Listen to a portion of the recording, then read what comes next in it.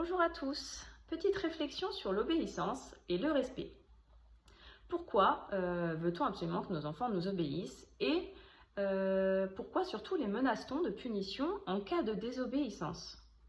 Alors il y a trois orientations principales. Ça va être la première par peur, la seconde pour l'élever ou le dresser aux bonnes manières et enfin par rapport au regard de l'autre.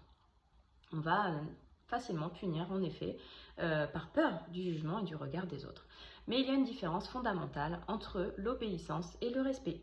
On va obéir par peur, comme je viens de le dire, on va obéir par peur d'être puni, par peur, même nous adultes, de prendre une amende, quand vis-à-vis des lois du gouvernement par exemple. On va obéir par peur de prendre une fessée pour l'enfant, d'être critiqué, d'être jugé, mais on va obéir et potentiellement mépriser la personne qui impose la règle. D'accord? À partir du moment qu'il y a de l'injustice derrière cela, qu'on ressent de l'injustice et qu'on n'a pas donné suffisamment de sens à la règle, à la limite ou à la loi, on ressent une forme d'injustice. D'accord? Donc on n'est absolument pas dans le respect à ce moment-là. On est dans l'obéissance par peur. La très belle notion de respect, en fait, elle est bien trop souvent déployée au profit de l'obéissance. Le respect, il est souvent présenté à l'enfant comme un dû, comme un devoir, comme une obligation. Alors que si vous cherchez bien, pensez aux personnes que vous respectez réellement, profondément, vous verrez que finalement, c'est plus un sentiment, une émotion, quelque chose en vous. Et oui, le respect, il s'éprouve avant tout.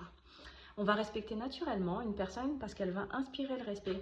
De quoi? Enfin, de par quoi? De par sa justesse, de par sa bienveillance, de par son calme, de par son ouverture, de par sa flexibilité. Donc, tout ça pour dire qu'on peut être obligé d'obéir à un imbécile par peur d'être puni, mais on va suivre avec confiance, avec admiration, avec respect, quelqu'un qui va être suffisamment intelligent pour ne pas avoir à recourir au rapport de force. Et nous, en tant que parents, c'est ce que l'on fait bien trop souvent. On recourt au rapport de force pour obtenir la soumission. Alors à partir du moment que c'est pas juste, à partir du moment que ça résonne pas, à partir du moment que c'est pas clair dans la tête de l'enfant, ça va générer de la rancœur, ça va générer de l'obéissance par peur, mais ça va surtout pas générer ou développer en lui le sentiment de respect. Et pour la petite anecdote, vous savez que j'ai 5 enfants. Mon premier enfant est donc une fille qui a 20 ans aujourd'hui, qui a été élevée avec la violence éducative ordinaire, donc qui a connu la punition, qui a connu les mots blessants, voilà, tout ce qui peut rentrer dans la violence éducative ordinaire.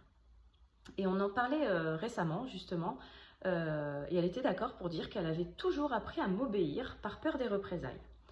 Mais elle n'a jamais pu développer profondément en elle cette forme de respect. De respect parce que pour elle, c'était pas toujours juste. Pour elle, c'était devenu, j'étais l'adulte, j'imposais, c'est moi qui avais raison, c'était comme ça. Donc il y avait une forme de non-sens derrière cette forme éducative. Et arrivée à l'adolescence, ça explique aujourd'hui pourquoi elle est tombée dans des petites formes d'irrespect, en levant les yeux au ciel, en parlant toujours plus fort que nous les adultes, en essayant de nous prendre de haut, ou même parfois, même souvent d'ailleurs, c'était la loi de celui qui a raison. Le dernier qui a parlé aura raison de toute façon. Donc on était tombé dans ce système conflictuel. Aujourd'hui, avec le recul, on sait pertinemment, et puis étant donné que la parole est très ouverte à la maison, c'est quelque chose qu'on a solutionné. Mais tout ça pour dire que, voilà, en tant qu'enfant, en tant que jeune femme, elle est en effet d'accord aujourd'hui pour dire qu'elle n'avait pas développé de respect, de sentiment de respect. J'espère que ça pourra vous aider dans vos relations à vos enfants. En tout cas, merci d'avoir regardé. Je vous invite à aller liker ma page Grandir Heureux sur Facebook, à vous abonner à la chaîne, aimer, partager. Et puis, je vous dis à la prochaine.